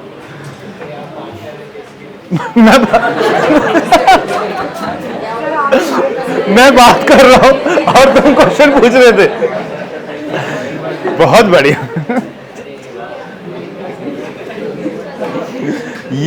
ये काफी बढ़िया था. अबे मैं बात नहीं कर रहा हूं, इसको जो तुम कर रहे हो ना उसे कहते हैं बात करना, मैं जो कर रहा था उसे डिस्कशन कहते हैं. ठीक है, दोनों में डिफरेंस है. बताइए. इनवर्सली सही है कि डायरेक्टली सही है? आप बताओ, फिर हम एक्सप्लेनेशन देते हैं. इनवर्सली चाहिए. It is not going to work like this. Shielding effect क्या होता है? वापस से डेफिनेशन में जाओ ना. शील्डिंग इफेक्ट क्या होता है? अगर आपका शील्डिंग इफेक्ट ज्यादा है, अगर आपका शील्डिंग इफेक्ट ज्यादा है तो आपके न्यूक्लियस का आउटर मोस्ट इलेक्ट्रॉन पे फोर्स ऑफ अट्रैक्शन कम पहुंचेगा ना. और अगर शील्डिंग इफेक्ट कम है तो फोर्स ऑफ अट्रैक्शन ज्यादा जाएगा. तो एटॉमिक रेडियस आपका शील्डिंग इफेक्ट के साथ डायरेक्टली प्रोपोर्शनल होगा.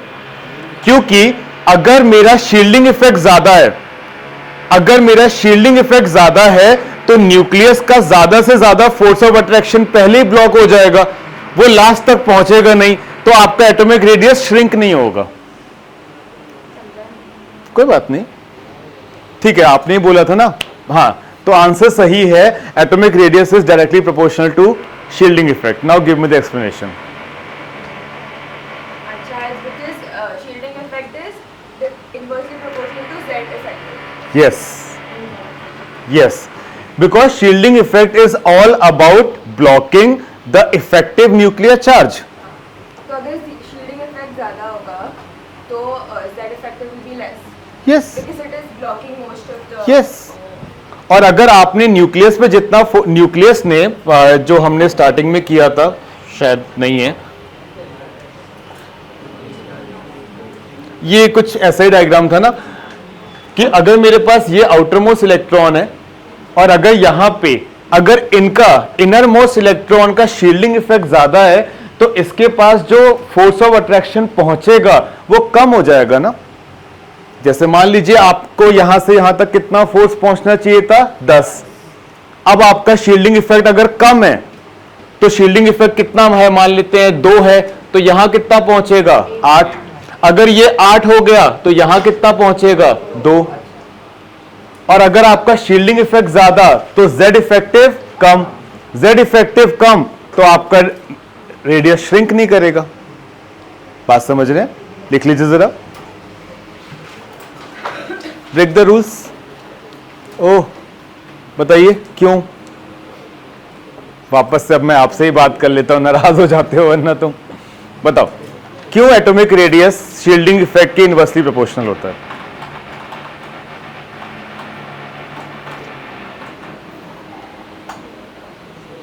क्वेश्चन क्या है? अरे क्वेश्चन क्या है? क्यों होता है बताइए.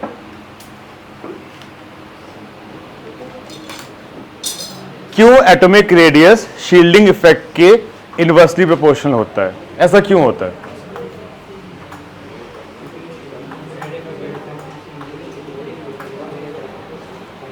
हाँ, क्योंकि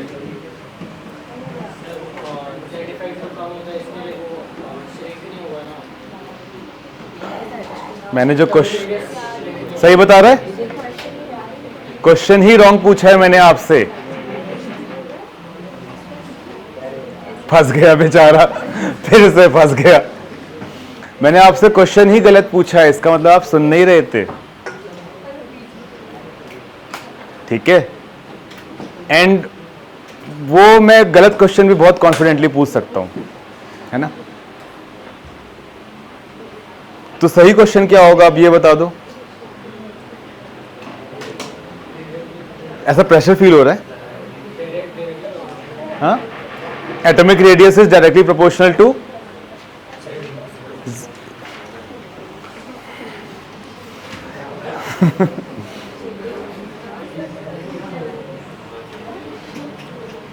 आसपास वालों हेल्प करो, या फिर एक्स्ट्रा 10 मिनट में कर देना, कोई बात नहीं, आप तो वैसे भी बैठ ही रहे हो ना।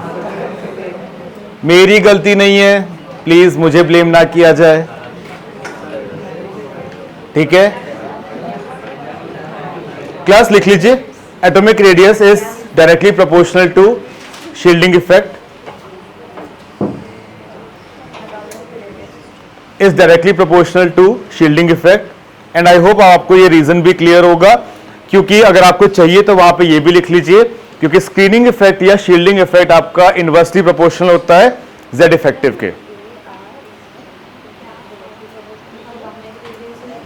इज डायरेक्ट हाँ, is directly proportional to shielding effect. Shielding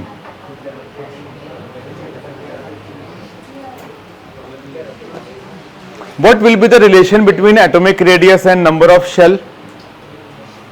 Directly or inversely? Directly. जितने ज्यादा shells होंगे, जितने ज्यादा shells होंगे, shell का मतलब orbit, जितनी ज्यादा orbit होंगी obviously उतना ज्यादा radius होगा। तो atomic radius is directly proportional to number of shell।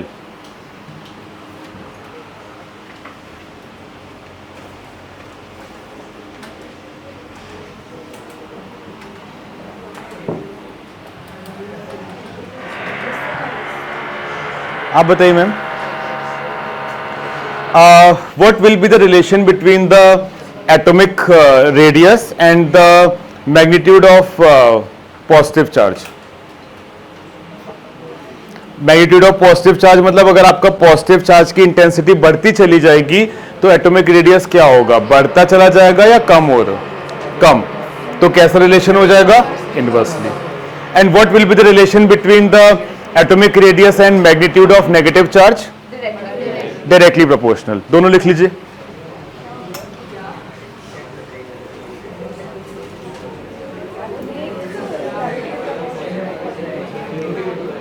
Atomic radius directly proportional to magnitude of negative charge and inversely proportional to magnitude of positive charge.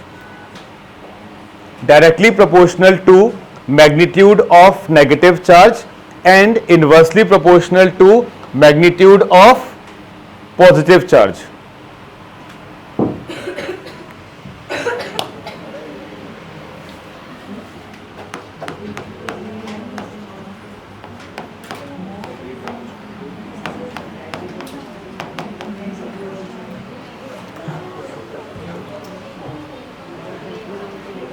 Neon और sodium ion, neon और sodium ion में से किसका atomic size ज्यादा होगा या दोनों का बराबर होगा? नियॉन और सोडियम प्लस में से किसका एटॉमिक रेडियस ज्यादा होगा? सॉरी 10, उसका 10 है, इसका 11 है। सेम होगा बिकॉज वो आपका 1:2:2 पे 6 है, ये भी आपका 1:2:2 पे 6 है। रॉन्ग। एक्चुअली नियॉन का ज्यादा होगा, सोडियम का कम होगा, और उसका सिंपल सा एक्सप्लेनेशन है कि उसमें 10 प्रोटॉन 10 इलेक्ट्रॉन को खींच रहे हैं, लेकिन यहां पे 11 प्रोटॉन 10 इलेक्ट्रॉन को खींच रहे हैं, and obviously they will pull it more closer towards the nucleus. तो इसका एटॉमिक रेडियस इससे थोड़ा सा छोटा होगा। सिर्फ नंबर ऑफ इलेक्ट्रॉन से फर्क नहीं पड़ता, बात समझ रहे? बहुत सारे फैक्टर्स हैं, जिनमें से एक फैक्टर आपका यहां पे क्या अप्लाई हो रहा है, इफेक्टिव न्यूक्लियर चार्ज। एक और चीज बताइए ऐसे ही, Na+ Mg+2 और Al+3, इन सब में से सबसे छोटा एटॉमिक साइज किसका होगा? Al+3. Now you get the hold of this, क्योंकि इन सभी के पास नंबर ऑफ इलेक्ट्रॉन्स कितने हैं? 10. 11 एक निकाला 10, 12 दो निकाले 10, 13 3 निकाले 10. लेकिन यहां पे न्यूक्लियस में 11 प्रोटॉन कितने इलेक्ट्रॉन्स को खींच रहा है? 10. यहां पे 12 खींच रहे हैं 10 को, यहां पे 13 खींच रहे हैं 10 को. तो आपका सबसे छोटा एटॉमिक साइज Al+3, उससे ज्यादा बड़ा Mg+2, Na+1.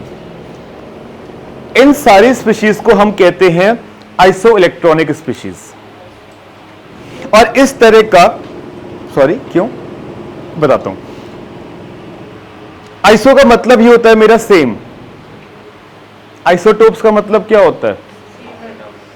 Same number of है नहीं, same number of proton different number of neutrons. Iso का मतलब सेम होता है. आइसोथर्मल का मतलब है सेम टेम्परेचर. सेम थर्मल का मतलब temperature. Isobar same pressure. Isochoric same volume. Iso electronic same number of electrons. और ये कंपैरिजन आप केवल सेम नंबर ऑफ इलेक्ट्रॉन्स में ही कर सकते हो. ठीक है, क्योंकि इनके इलेक्ट्रॉन सेम है लेकिन इन सब में नंबर ऑफ प्रोटॉन्स अलग अलग हैं. क्या ये बात क्लियर हो रही है?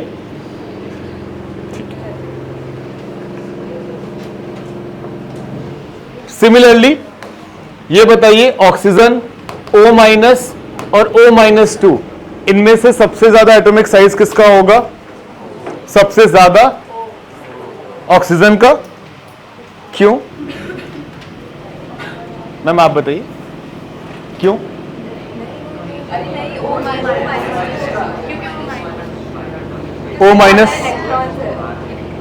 O-2 का ज्यादा होगा इसलिए क्योंकि आपके पास यहां पे 8 प्रोटॉन है लेकिन उनको 10 इलेक्ट्रॉन खींचने हैं. यहां पे 8 प्रोटॉन को 9 इलेक्ट्रॉन है, यहां पे 8 और 8 बैलेंस्ड है. तो सबसे ज्यादा एटॉमिक साइज O-2 का होगा. प्लस एक रीजन तो ये है, 2 रीजंस लिखे थे ना आपने. दूसरा रीजन क्या है? हाँ, और रिपल्शन होगा ना इलेक्ट्रॉन्स के बीच में ज्यादा. और रिपल्शन जब होगा तो चीजें आपकी कैसे जाएंगी? दूर जाएंगी. तो एटॉमिक वॉल्यूम या एटॉमिक रेडियस विल इंक्रीज. बात समझ रहे हैं? लास्ट लिखिएगा इस सीरीज में, atomic radius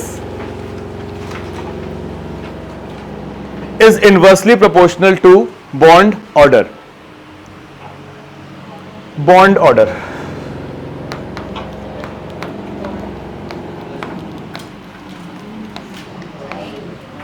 Atomic radius is inversely proportional to bond order. ये जो बॉन्ड ऑर्डर है ना, अगर मैं आपको सिंपलेस्ट वे में बताऊं तो ये आपको ये एक्सप्लेन करता है कि बिटवीन द टू एटम्स आपके इफेक्टिवली कितने बॉन्ड्स हैं. जैसे एल्केन क्या होता है? क्या होता है एल्केन? कार्बन के बीच में सिंगल बॉन्ड है तो बॉन्ड ऑर्डर कितना होगा? 1. Alkene bond order, alkyne bond order will be 3. और जितना ज्यादा आपका बॉन्ड ऑर्डर होगा उतना ज्यादा आपका ओवरलैपिंग होगा. और जितना ज्यादा ओवरलैपिंग होगा बॉन्ड लेंथ आपका उतना ही कम होता चला जाएगा, मतलब एटॉमिक रेडियस. क्या ये बात क्लियर है? तो जरा ये लिखने के बाद एग्जांपल लिख लीजिएगा.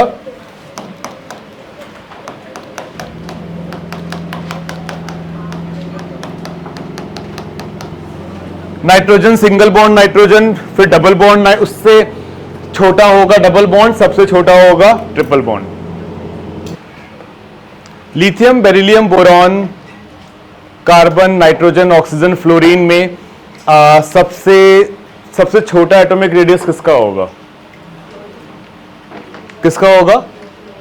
फ्लोरीन का. इसको क्या आप डिक्रीजिंग ऑर्डर में अरेंज कर सकते हैं? डिक्रीजिंग ऑर्डर में अरेंज करिए, लिथियम से फ्लोरीन के एलिमेंट को डिक्रीजिंग ऑर्डर में अरेंज करिए ऑफ एटॉमिक रेडियस। लिथियम, उससे छोटा बेरिलियम, बेरिलियम उससे छोटा बोरॉन, देन एंड ऐसा क्यों? क्योंकि लेफ्ट टू राइट जब आप मूव कर रहे हो तो इफेक्टिव न्यूक्लियर चार्ज इंक्रीज हो रहा है, और इफेक्टिव न्यूक्लियर चार्ज इंक्रीज होगा तो आउटर मोस्ट पे ज्यादा फोर्स लगेगा, तो वो न्यूक्लियस के ज्यादा पास आ जाएगा। न्यूक्लियस के ज्यादा पास आ गया, इसका मतलब एटॉमिक साइज श्रिंक कर गया। क्या ये बात क्लियर है? लिखिए, नियॉन का क्या होगा? अगर इसी सीरीज में हम नियॉन को भी इंक्लूड कर लें तो क्या होगा? क्या सबसे छोटा एटॉमिक रेडियस नियॉन का हो जाएगा फिर? क्यों? नहीं, स्टेबल तो है, वो बात तो सही है, but that has nothing to do with the atomic radius.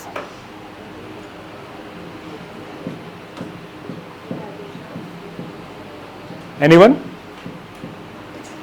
उसका रीजन ये है कि आप नियॉन में जो रेडियस कैलकुलेट करते हो वो होता है आपका वैन डर वाल्स रेडियस, और वैन डर वाल रेडियस को कैलकुलेट करने का डेफिनेशन ही अलग है। बात समझ रहे हो? उसको कैलकुलेट करने का डेफिनेशन ही अलग है, क्योंकि वो दो एटम्स के, वो दो मॉलिक्यूल्स के नियरेस्ट एटम के बीच का डिस्टेंस है,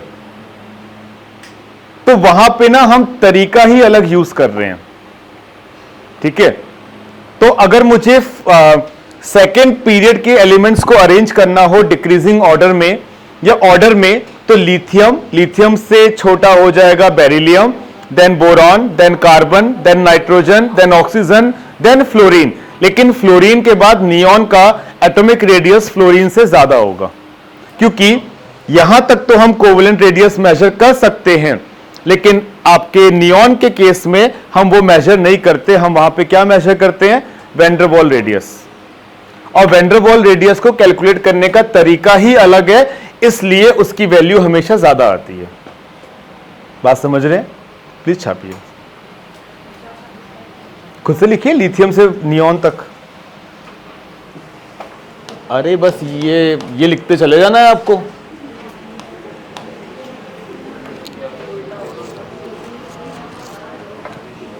periodic variation of atomic radius. हाँ, periodic variation of atomic radius.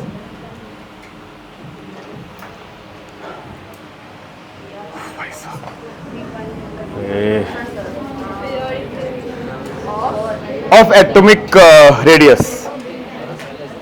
जब आप लेफ्ट टू राइट जाते हो इन अ पीरियड तो क्या होता है? एटॉमिक रेडियस कॉन्स्टेंटली डिक्रीज होता है, कॉन्स्टेंटली डिक्रीज होता है, सिर्फ आपका नियॉन का फ्लोरीन से ज्यादा हो जाएगा। और जब आप डाउन द ग्रुप जाओगे तो क्या होगा? कॉन्स्टेंटली इंक्रीज होगा। ठीक है? आपका lithium, sodium, potassium, rubidium, caesium, francium, जब आप डाउन द ग्रुप जाते चले जाओगे तो एटॉमिक रेडियस क्या होता जाएगा? इंक्रीज होता जाएगा। क्या ये बात क्लियर है? तो हम ये नहीं लिख रहे हैं, हम सीधा यहां पे जो एक्सेप्शन है वो लिख रहे हैं। लिखिएगा जरा, एक्सेप्शन लिखिएगा जरा। यहां पे देखिए, पहले ये एक बार देख लीजिए, फिर मैं आपको ये लिखवा दूंगा, फिर मैं चला जाऊंगा, फिर आप लोग सिचुएशन को हैंडल कर लेना। ठीक है? क्या? अगर आप चले जाओगे, आपको ऐसा पता है हम नहीं गए। हाँ, क्योंकि मैं वहां बाहर खड़ा रहूंगा ना। मतलब आपको भाग जाना तो ठीक है, आपको भी रुकना पड़ेगा। ठीक है, ठीक है, मैं भी रुकूंगा, आधा घंटा रुकूंगा मैं। ठीक है, चलिए, बहुत बढ़िया। चलिए इधर इधर देखिएगा। जब आप यहां पे, आपको देखिए यहां पे सबसे पहले ये चीज है कि यहां पे जो आपका एलिमेंट है, मतलब यहां पे बेरियम के बाद आपका एक एलिमेंट है और लैंथेनम, और उसके बाद प्लीज जरा सुन लीजिए, बेरियम के बाद आपका एक एलिमेंट है यहां पे लैंथेनम, और लैंथेनम के जस्ट बाद हैफनियम नहीं है। लैंथेनम के बाद पहले आपके लैंथेनाइड्स के ये 14 एलिमेंट्स हैं, उसके बाद आपका हैफनियम है। ये बात क्लियर हो रही है? अब जब आप टाइटेनियम से जिरकोनियम पे जाओगे ना, तो एज एक्सपेक्टेड आपकी एक्सपेक्टेशन क्या होगी कि एक एक्स्ट्रा शेल ऐड होगा, तो एटॉमिक रेडियस क्या होना चाहिए? एटॉमिक रेडियस क्या होना चाहिए? इंक्रीज। वही सेम एक्सपेक्टेशन आपकी होगी जब आप जिरकोनियम से हैफनियम जाओगे, लेकिन यहां पे एक्सेप्शन ही इसीलिए है क्योंकि जब आप जिरकोनियम से हैफनियम जाओगे तो उस पर्टिकुलर केस में आपका एटॉमिक रेडियस ऑलमोस्ट सेम रह जाता है। ओह, फरमाइशें, ब्लैक कॉफी।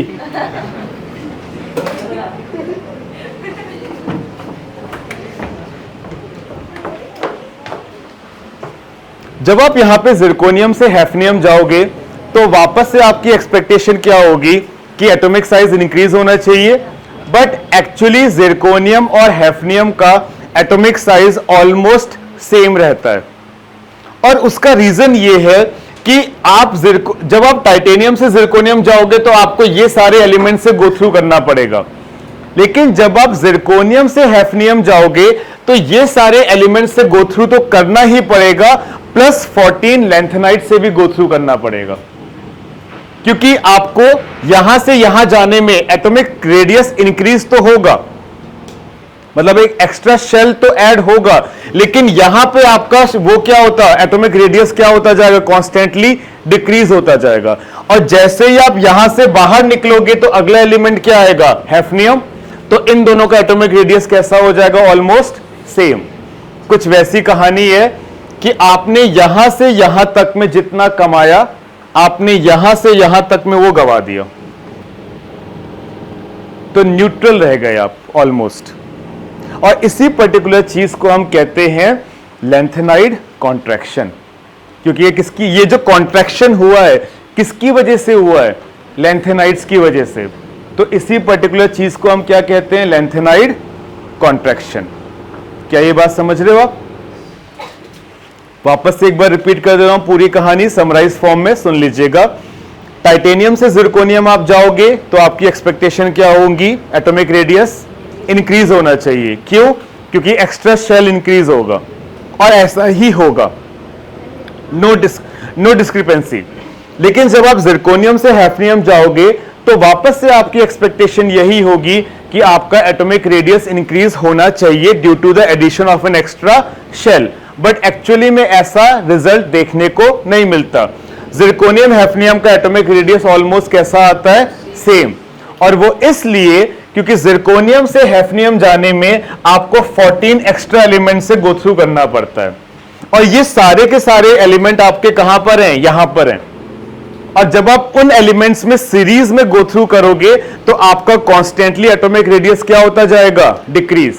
और जैसे ही आप यहां से बाहर निकलोगे तो आपका इन दोनों का ऑलमोस्ट कैसा हो जाएगा? सेम। क्या ये बात समझ रहे हैं? तो ये जो कॉन्ट्रैक्शन हुआ किसकी वजह से हुआ? लैंथेनाइड्स की वजह से। इसलिए इस पर्टिकुलर को आप क्या बोलोगे? Lanthanide contraction. ये पर्टिकुलर चीज, ऐसा ही रिजल्ट आपको एक और जगह देखने को मिलता है between the aluminium and gallium. देखिए, आप बोरॉन से एल्यूमिनियम आओगे, एक्सपेक्टेशन क्या होगी? एटॉमिक साइज इंक्रीज होना चाहिए, और आपको एज पर एक्सपेक्टेशन चीजें मिलेंगी क्योंकि यहां पे एक एक्स्ट्रा शेल ऐड होगा। लेकिन जब आप एल्यूमिनियम से गैलियम जाओगे तो भी आपकी एक्सपेक्टेशन क्या होगी कि एटॉमिक साइज इंक्रीज होना चाहिए था, लेकिन वो ऑलमोस्ट सेम रहेगा। क्यों? क्योंकि जब आप एल्यूमिनियम से गैलियम आओगे तो आपको पहली बार एक्स्ट्रा 10 एलिमेंट से गो थ्रू करना पड़ेगा, और जिसकी वजह से आपका वही है, जितना आपने यहां से यहां कमाया वो 10 में उतना गवा दिया। तो आपका अल्टीमेटली इन दोनों का एटॉमिक साइज कैसा हो गया? सेम। लेकिन वो डिफरेंस अब आपको यहां देखने को नहीं मिलेगा, क्योंकि यहां पे कोई नया नहीं हुआ, यहां पे तो वही पुराना 10 एलिमेंट्स तो है ही। जो आपका ट्रेंड है, उस ट्रेंड में आपका एक्सेप्शन कब आता है? जब कोई नई चीज आपको देखने को मिले।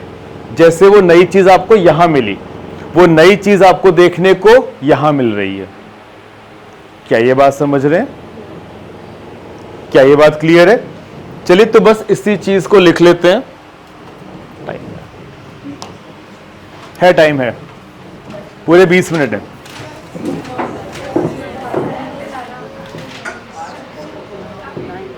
पूरे 20 मिनट है ना, लिख लेंगे, हो जाएगा यार। लिखिएगा, फिर आराम आराम से लिखिएगा, कोई जल्दी नहीं है, ठीक है? मैं आराम आराम से बोलूंगा। लिखिए जरा। लेंथेनाइड एक्सेप्शन में पहला लिखिएगा, lanthanide contraction.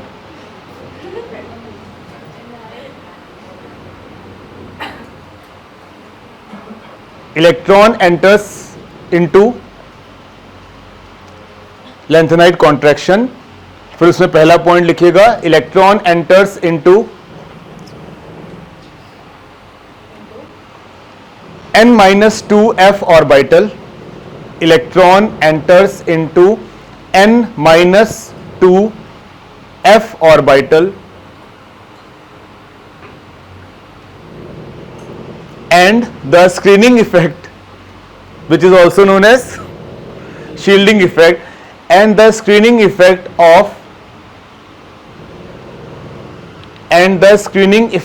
of f orbital is very less.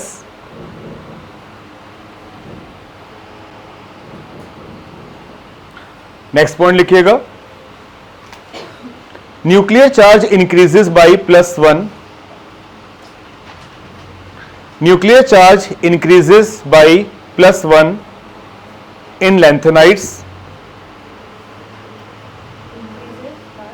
Nuclear charge increases by +1 in lanthanides and actinides.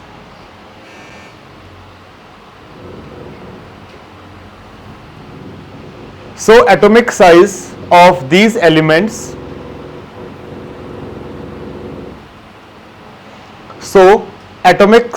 of these elements slightly decreases.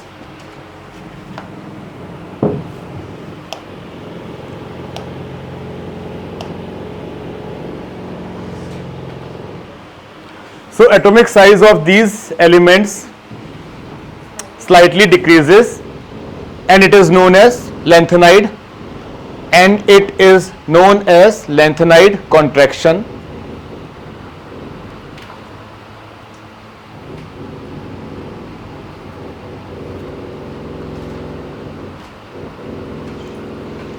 Its effect is also observed in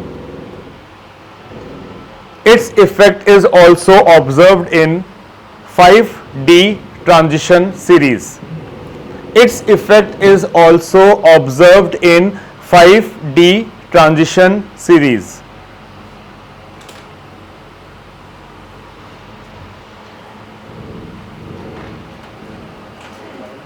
फिर नेक्स्ट पॉइंट में ये लिख लीजिएगा पूरा।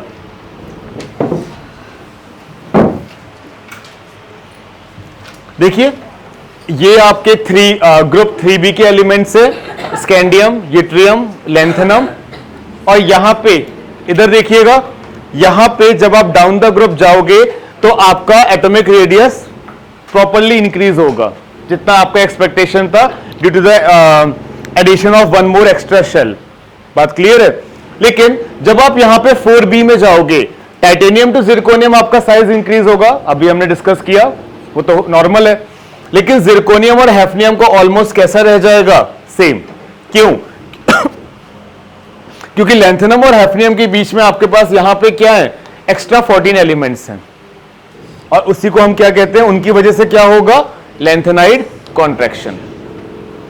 छाप लीजिए, चलो फटाफट निकल लो, ठीक है? और नेक्स्ट लेक्चर से पहले रिवाइज करके आना।